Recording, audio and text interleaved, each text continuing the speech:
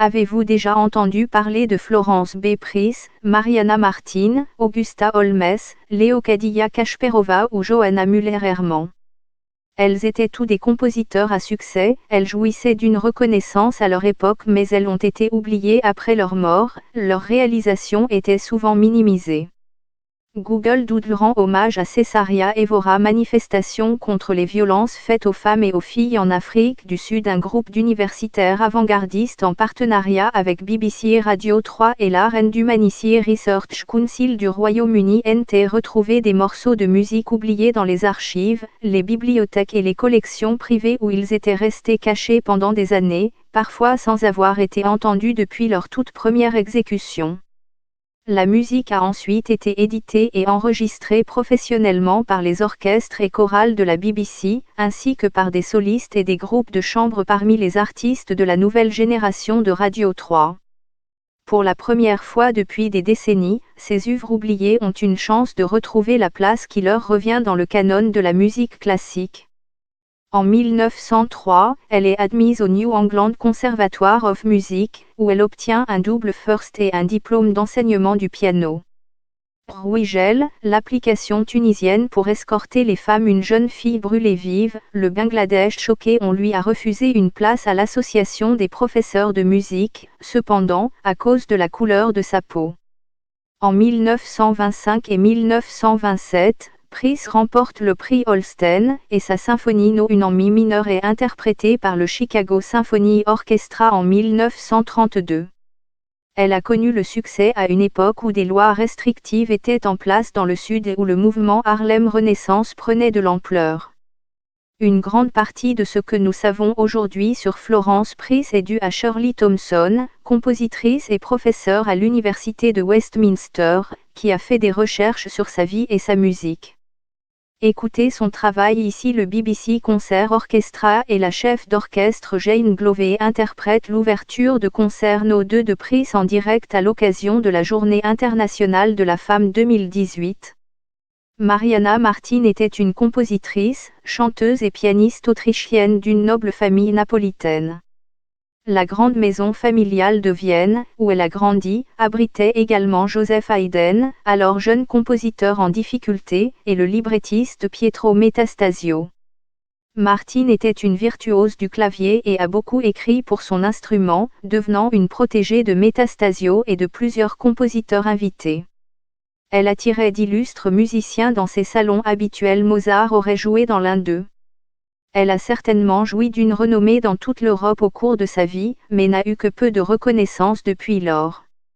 Le professeur Jérémy Lewellyn, qui a fait des recherches sur la vie et la musique de Martin, s'est mis à reconstruire son oratorio sur un texte de Sant'Elena de Metastasio.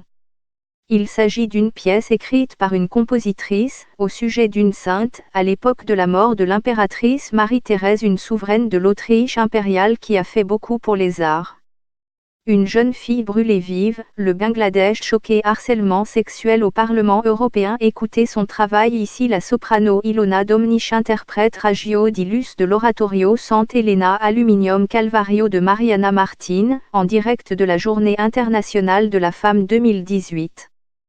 Leocadia Kasparova était une éducatrice et pianiste russe dont les 20 ans de carrière l'ont également amenée à composer toutes sortes de musiques acclamées par la critique, dont une symphonie, un concerto pour piano, des œuvres chorales, de la musique de chambre, des solos pour piano et des chansons. La carrière prometteuse de Kasparova a été interrompue lorsqu'elle a épousé l'un de ses élèves de piano, un révolutionnaire bolchevique 2 fois arrêté et exilé. Le couple est contraint de fuir dans le Caucase, puis à Moscou, où elle continue à composer en secret, mais elle ne donne que très peu de récitals et malgré ses premiers succès en tant que compositrice, sa musique n'est jamais publiée ni reprise.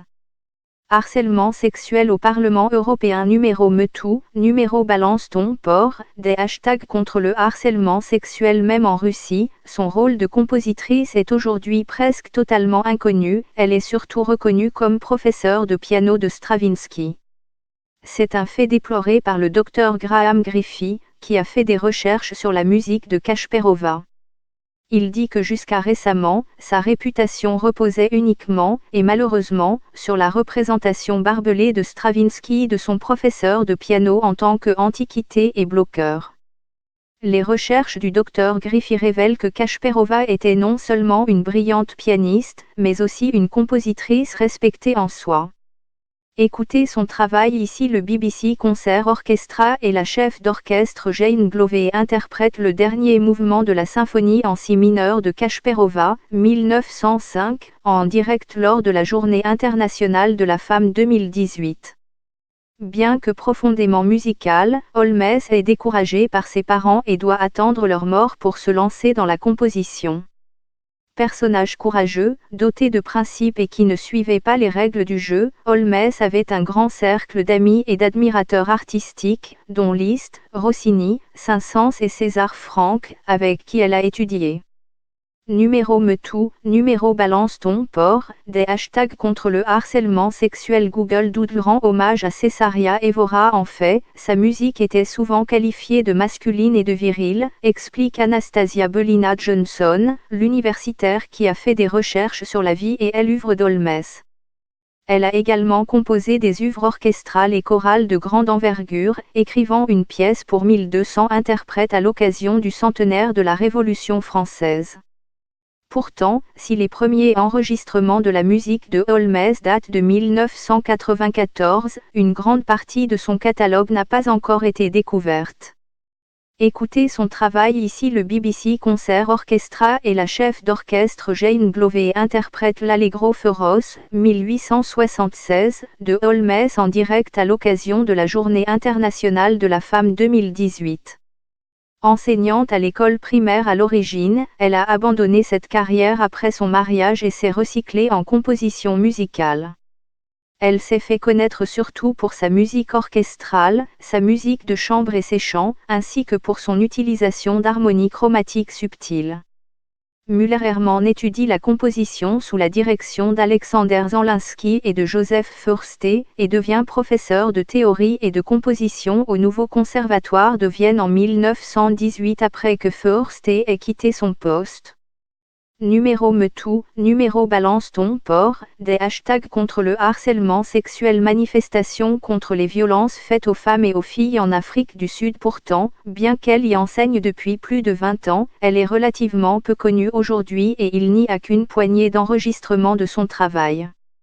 La contribution des femmes à la vie créative de Vienne à cette époque a été largement oubliée en raison de l'idéologie nazie et de la destruction générale de la Seconde Guerre mondiale, déclare le docteur Carola Darwin, qui a fait des recherches sur la vie et la musique de Müller-Hermann. Les œuvres de Johanna Müller-Hermann méritent d'être entendues beaucoup plus largement, non seulement en raison de leur qualité intrinsèque, mais aussi parce qu'elles faisaient partie intégrante de l'extraordinaire épanouissement créatif de la Vienne. Écoutez son travail ici. La soprano Ilona Domnich interprète le Early Spring de Müller-Hermann en direct avec le BBC Concert Orchestra et la chef d'orchestre Jane Glové pour la Journée internationale de la femme 2018.